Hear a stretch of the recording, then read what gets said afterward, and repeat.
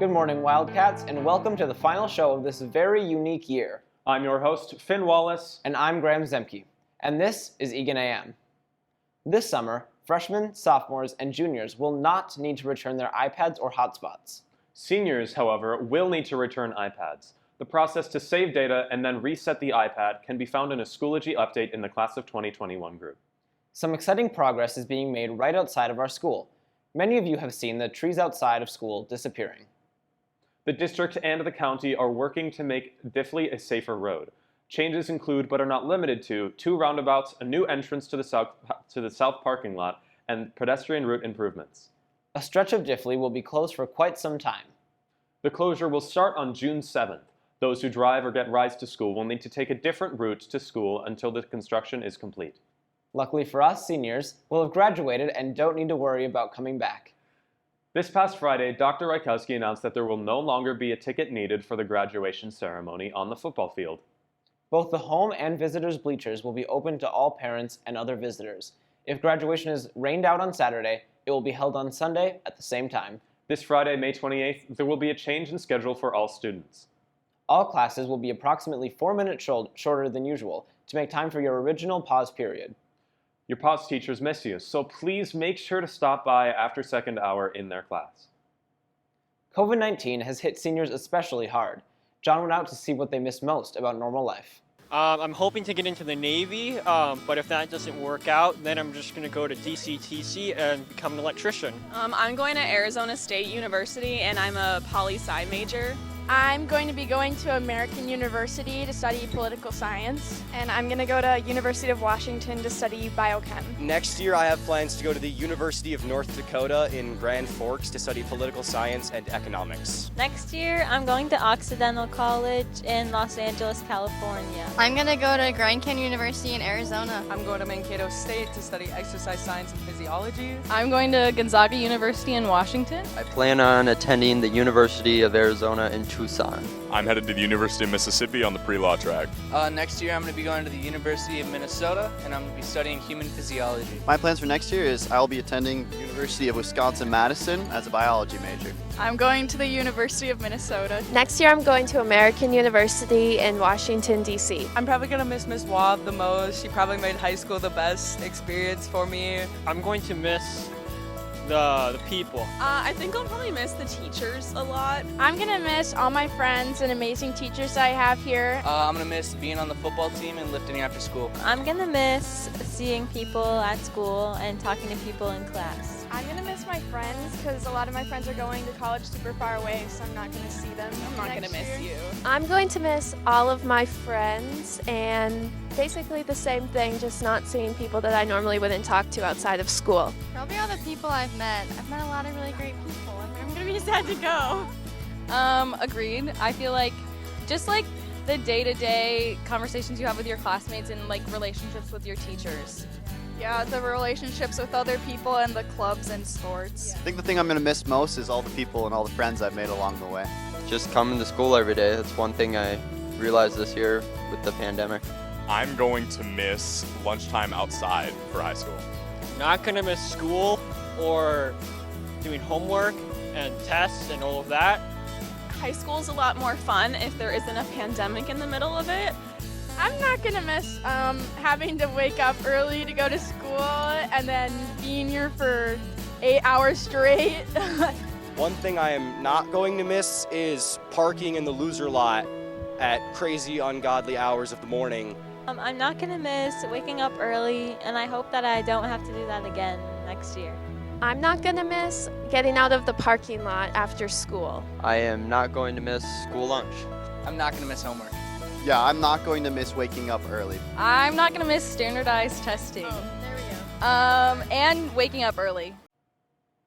Thanks, John. As the pandemic seems to be winding down for the time being, we thought it was important to take a look back to show the effects it's had on our school and community. January 21st, 2020. The first COVID case arrives in the USA. Over a year later, we are still struggling the effects of this worldwide pandemic. We found and compiled a timeline of events from the past 16 months to put things into perspective. March 6th, the first case of COVID arrives in Minnesota. March 12th, COVID becomes a serious nationwide issue. the district announces that schools will stay open. March 15th, Governor Walz closes all schools until March 27th. March 25th, distance schooling extended to May 4th, and shelter in place is announced. People are instructed to stay in their homes for the next 2 weeks, starting on March 27th. March 30th, distance learning begins. Students are assigned homework and are instructed to check in every day. No Zooms, very limited teacher interaction. June 10th, the last day of school. July 25th, mask mandate begins. Masks were encouraged at first, but there was a strong minority of people who refused to wear them for a variety of reasons. Throughout the summer, there were many big outbreaks in Minnesota. People ignoring safety restrictions attended bars and restaurants that were supposed to be closed. People organized large indoor and outdoor gatherings without any restrictions. The caseload in Minnesota skyrockets during the summer. July 30th, Walz announces a safe learning plan for the 2021 school year. The plan for high schools is called hybrid learning. September 14th, school begins at EHS. October 5th, the first Eagan AM pre-recorded show since 1996. Eagan AM started in 1995. A streak of almost 25 years of consistent live shows is broken by the pandemic. November 12th, EHS starts full distance. Cases in the county rise too high and schools are forced to shut down. A few weeks becomes a few months. 3 months and 10 days later, February 22nd, return to hybrid learning. April 5th, vaccines are available for ages 18 plus. Many seniors rush to get appointments. The first of them are often scheduled weeks in advance. April 19th, vaccines are available for 16 plus. Now older sophomores and juniors are able to schedule appointments. April 20th, fall in-person learning begins. Distance learners remains an option, but Cohort A and Cohort B are combined and go to school 4 days a week. May 6th, jazz band concert. The first live concert on EHS stage since January 27th, 2020. Over a year without live music at Eagan. May 7th, outdoor mask mandate is lifted. May 16th, Just Desserts, the first live choir concert since March 2nd, 2020. May 22nd, distance prom, and today, May 27th. This year sucked. An estimated 700 students were quarantined at EHS this year. Of the regular 165 days in a school year, the most you could have spent in the building this year was 59. Just under 40% of the US has been fully vaccinated, and another 10% has their first. As we get closer and closer to normal life, please do not forget those who lost their lives, their families, and countless others who have been left disabled or in critical condition because of this virus. Stay safe and stay healthy, Wildcats. This may be the home stretch.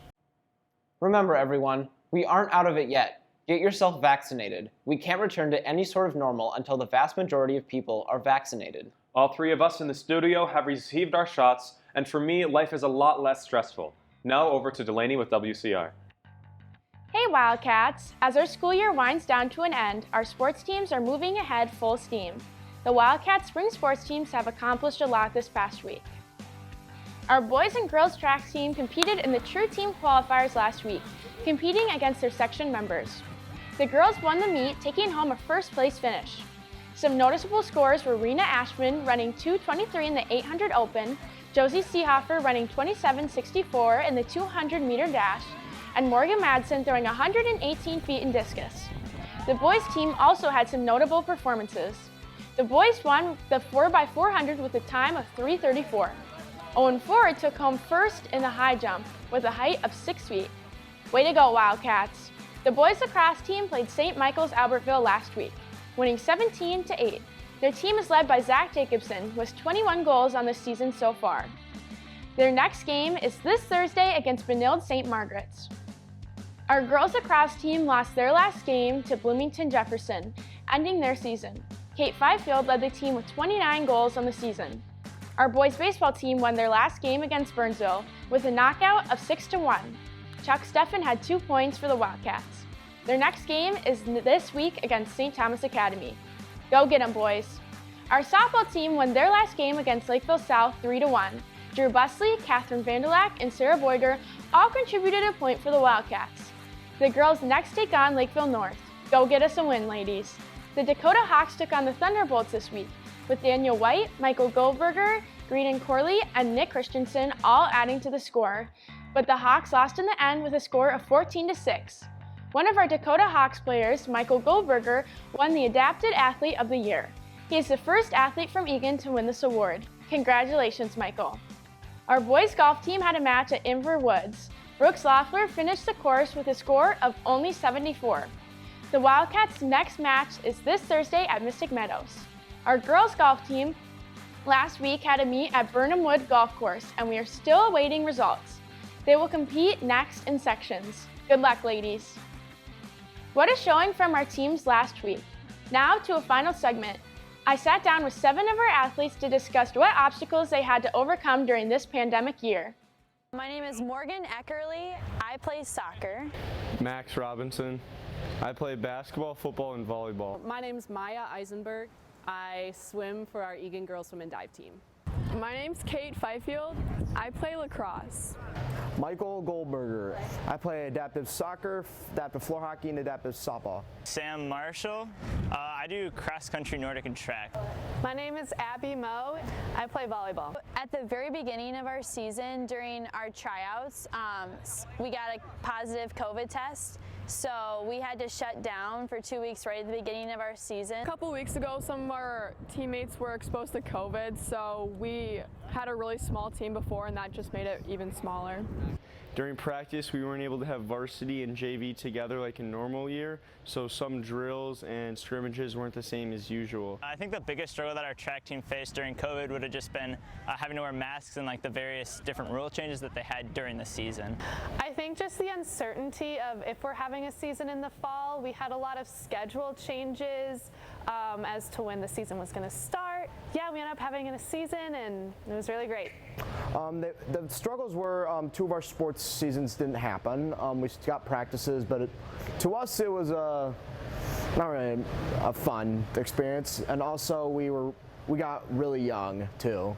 Well, starting off the season, we were hit with a lot of COVID restrictions based on who could be on the team and numbers-wise. So we did have to do tryouts for the first year in our program's history. Throughout the season, we also had to face not having in-person meets, so we had to compare our results with the other teams at the end of the night, and so we didn't really know how the other teams were doing. In games, we weren't allowed to have unlimited fans like a normal year, and we had limited spectators, so that hurt us not having that energy from the crowd like we normally would.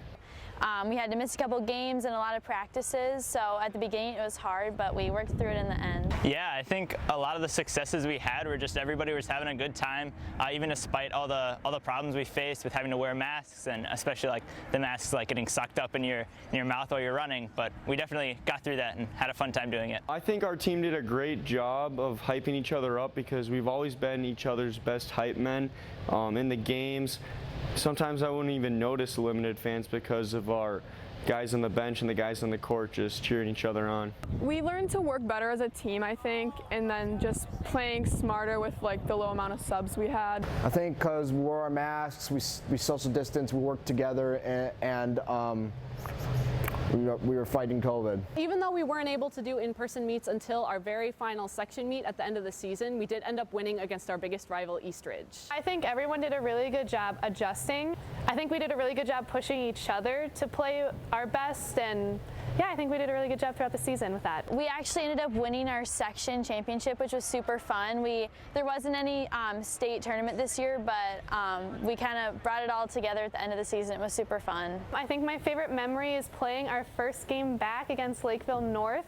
We won in 4 sets, and it was so great to be back in the gym and playing after all the uncertainty. I had an awesome race with Michael and Andre, and just all the seniors were cheering us on, and it was just a really awesome atmosphere, even with all the pandemic stuff that we had going on. I'd say when my people down at Hope Fieldhouse told us that we're gonna have a Winter Classic, and we got to play floor hockey. I would say the section championship game, we had to play in a dome, so it was really loud and the energy was just great in there. My favorite memory from this season was the game at Prior Lake where we won in overtime. Emmanuel Schmitter hit 2 free throws in the clutch to send us there, and then the big memorable part was Emmett Gustafson hitting an and 1 3 at the end to win us the game, and that was really cool, a lot of fun. Definitely winning our first game against Tartan, and then the bus ride home was also super fun. My favorite memory from this season was when it was around homecoming week and we didn't get to have a homecoming dance this year, but after doing an easy practice, our coach decided to put on a ton of fun music, throw glow sticks in the pool, and we got to have our own homecoming dance right here in the pool area.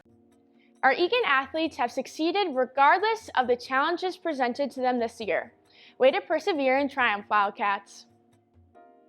Reporting for the last time, thanks for watching me this year, Wildcats. Back to you. Thanks, Delaney.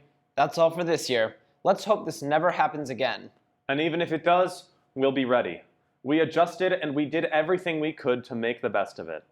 Some special memories for us at Eagan AM were the ice climbing story when we went out and learned to climb ice walls, and the safe driving story. I know for us, it was definitely the lightsaber fight for the May the 4th. Signing off for the last time, I'm Finn Wallace. And I'm Graham Zemke. I get up, I get down, and I'm jumping around, and the rumpus and ruckus are comfortable now. Been a hell of a ride, but I'm thinking it's time to grow.